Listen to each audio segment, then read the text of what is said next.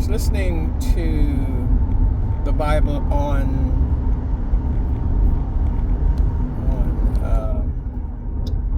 my USB, and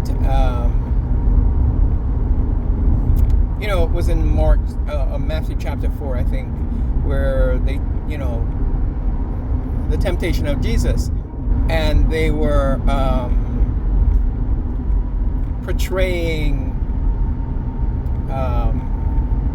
Jesus, the devil's voice in this deep voice and this, that, or whatever. So I thought to myself, like, where'd you guys get that from? What made you guys think that that's how the devil speak or spoke, and so as I'm thinking about that, I'm thinking back to where it says that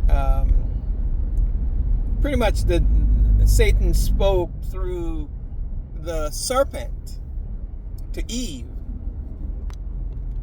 And as I'm thinking about that, I am thinking, well, the devil is a spirit. He really doesn't have a voice. He doesn't have a physical voice. He speaks through you. He speaks through people, because he speaks to, being a spirit, he speaks to your spirit. You see, he speaks to your spirit. So when he spoke to Jesus, he was speaking in the spirit. He wasn't speaking, because when Jesus was on the mountain during the temptation, it was just Jesus there by himself.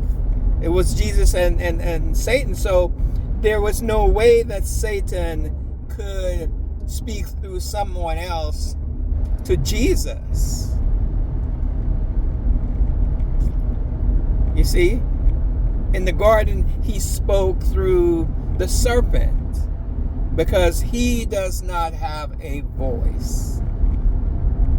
Satan has no voice but your voice, because he's a spirit. In order for him to be audible, he has to be in some physical human form, because the way God has designed us, we, our ears respond to sound and, frequency and all that stuff. Our ears react to physical whatever. So Satan has to speak through a vessel, a physical vessel. He has no voice but your voice. And this is why we see all the evil in the world. These are people who are influenced by Satan to do all these, wicked and evil stuff that they do. The Bible tells us with Judas that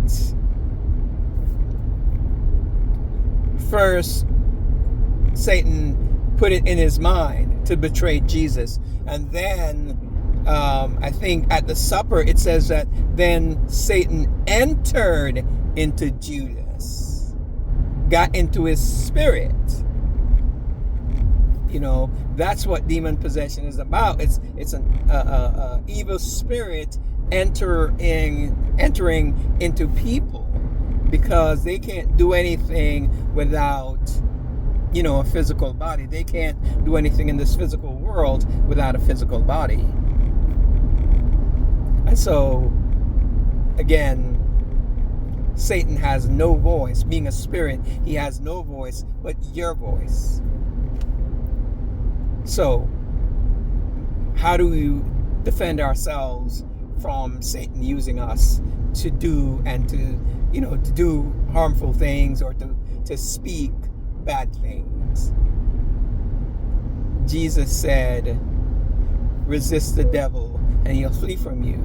Paul says, put on the whole armor of God. And so the only way, because the devil can't coexist with the Holy Spirit in the same heart and mind. And So if your heart is filled with the Spirit of God, then there's no way that Satan can enter. And that's the only way we can resist or we can protect ourselves. We have to follow Jesus Christ so that the Holy Spirit can come and live in us and protect us from the devil and his ways. Again, Satan has no voice but yours. Don't let him. But the only way you can prevent is to trust and obey, follow Jesus Christ. Bless up.